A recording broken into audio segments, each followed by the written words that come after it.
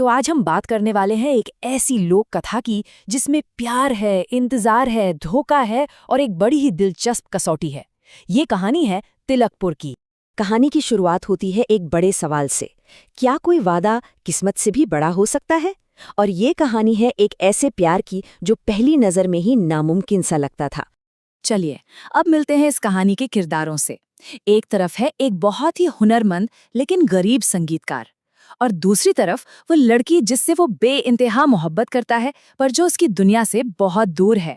तो ये है रामू और चंद्रिका। रामू एक बेहतरीन संगीतकार है लेकिन गरीब, और चंद्रिका गांव के सबसे अमीर आदमी की बेटी जिसकी खूबसूरती के चर्चे हर तरफ हैं। दोनों को एक दूसरे से प्यार हो जाता है, लेकिन उनके बीच की ये अमीरी गरीबी की दीवार बहुत बड़ी है। रामू चंद्रिका के परिवार की दौलत के सहारे अपनी जिंदगी नहीं बनाना चाहता था। उसके मन में एक ही बात थी कि उसका प्यार इस एहसास के नीचे दब न जाए कि उसे सब कुछ चंद्रिका की वजह से मिला है, और इसी सोच ने उसे एक बड़ा फैसला लेने पर मजबूर कर दिया। उसने कसम खाई कि वो 7 साल के लिए गांव छोड़कर जाएगा, और जब वो अपनी मेहनत से दौलत कमा लेगा तभी वापस लौटेगा।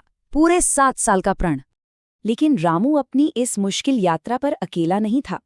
उसके साथ था वीरेंद्र, जो खुद भी चंद्रिका से शादी करना चाहता था, और उसके इरादे कह सकते हैं बिल्कुल भी नेक नहीं थे। तो देखिए वीरेंद्र ने क्या शातिर चाल चली। पहले तो उसने रामू को फुसलाया कि वो नदी पहले पार करे, और जैसे ही रामू दूसरी तरफ पहुंचा, वीरेंद्र ने उसके कपड़े चुराए और सीधा गांव लौट गया। और वहां जाके क्या कहता है कि रामू तो डूब गया। देखिए ये रहे सबूत। मतलब रामू को रास्ते से हटाने का इससे पक्का प्लान और क्या हो सकता था। लेकिन वीरेंद्र के दिए सबूतों के बावजूद चंद्रिका का दिल ये मानने को तैयार नहीं था। उसने साफ कह दिया कि ये सब वीरेंद्र की बनाई हुई कहानी है, और वो पूरे 7 साल तक रामू का इंतजार करेगी। दूसरी तरफ बेचारा रामू अकेला और बेसहारा रह गया। अब उसके पास सिर्फ एक ही चीज थी, उसकी आवाज, और वही आवाज उसकी नई जिंदगी का रास्ता बनी। उसकी किस्मत तब बदली जब लाफनगर के राजा ने उसका गाना सुना। राजा उसकी प्रतिभा से इतने खुश हुए कि उसे अपना शाही गायक बना लिया। देखते ही देखते रामू पर धन और दौलत की बारिश होने लगी। लेकिन देखिए, कहानी में मोड़ यहीं आता है। ये जो नई शोहरत और आराम की जिंदगी थी, वो खुद एक इम्तिहान बन गई, और इस चकाचौंध में रामू धीरे धीरे चंद्रिका को किया हुआ अपना वादा भूलने लगा था। अब 7 साल पूरे होने वाले थे। चंद्रिका अब भी इंतजार कर रही थी। उसने रामू को खोजने के लिए एक बहुत ही अनोखी तरकीब सोची। उसने अपनी सारंगी एक व्यापारी को दी और कहा कि वो इसे शहर शहर ले जाए और ऐलान करे कि जो भी इसका असली मालिक होने का दावा करेगा उसे इनाम मिलेगा। ये सारंगी, जो कभी रामू की पहचान थी, अब उसे ढूंढने का जरिया बन गई। और फिर एक दिन लाफनगर में रामू की नज़र उस सारंगी पर पड़ी। उसे देखते ही 7 साल पुरानी सारी यादें ताज़ा हो गईं। उसे अपना वादा याद आया। लेकिन अब तिलकपुर पहुंचने के लिए सिर्फ 7 दिन बचे थे, और ये सफ़र कम से कम 30 दिन का था। एक नामुमकिन सी दौड़ शुरू हो चुकी थी। जल्दबाजी में उसका घोड़ा भी थक कर गिर पड़ा। जंगल में बेहोश पड़े रामू को देखकर लग रहा था कि अब सब खत्म। लेकिन तभी एक चमत्कार हुआ जिसने उसकी किस्मत ही पलट दी। एक सिद्ध साधु वहां से गुजरे। उन्होंने रामू की कहानी सुनी और उसकी मदद करने का फैसला किया। उन्होंने रामू को 2 चीजें दी। एक ऐसा चमत्कारी घोड़ा जो 7 दिन का सफर 1 दिन में तय कर सकता था, और थोड़ी चमत्कारी मिट्टी जिससे अंधों की आंखों की रोशनी वापस आ सकती थी। उस घोड़े की मदद से रामू ठीक आखिरी रात को अपने गांव पहुंच गया। लेकिन अपने ही घर में वो एक अजनबी था।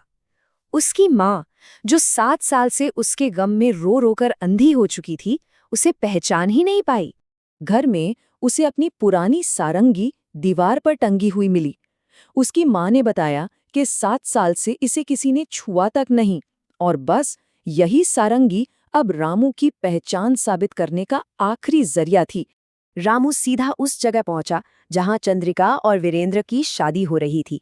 उसने अपनी सारंगी उठाई और वो धुन बजानी शुरू कर दी जिसे सिर्फ और सिर्फ चंद्रिका पहचान सकती थी। उसकी आवाज ने महफिल में मौजूद हर इंसान को जैसे रोक सा दिया। लेकिन असली सबूत तो अभी बाकी था। रामू ने अपनी अंधी माँ को वहां बुलवाया। उसने साधु की दी हुई चमत्कारी मिट्टी को पानी में घोला और अपनी माँ की आंखों पर लगाया, और फिर जो हुआ वो एक चमत्कार था। उसकी माँ की आंखों की रोशनी लौट आई और उन्होंने फौरन अपने बेटे को पहचान लिया। रामू की सच्चाई साबित हो चुकी थी और अब कहानी अपने सबसे खूबसूरत मोड़ पर आ पहुंची थी। एक ऐसे मोड़ पर जहां बदला नहीं बल्कि सुलह थी। वीरेंद्र ने भी अपनी हार मान ली और खुद ही रामू और चंद्रिका को मिलवा दिया। लेकिन रामू ने उसे सजा देने के बजाय अपनी बहन का हाथ वीरेंद्र के हाथ में दे दिया। ये माफी और एक नए रिश्ते की शुरुआत थी। तो अंत में उस मंडप में एक नहीं बल्कि 2 शादियां हुईं, रामू की चंद्रिका से और वीरेंद्र की रामू की बहन से। 2 परिवार एक हो गए और सारे मनमुटाव खत्म हो गए। तिलकपुर की ये कहानी हमें एक बड़े सवाल के साथ छोड़ जाती है। क्या सच में सच्चा प्यार हर मुश्किल को पार कर लेता है, या क्या वो प्यार ही है जो हमें उन मुश्किलों को पार करने की हिम्मत देता है? सोचने वाली बात है ना?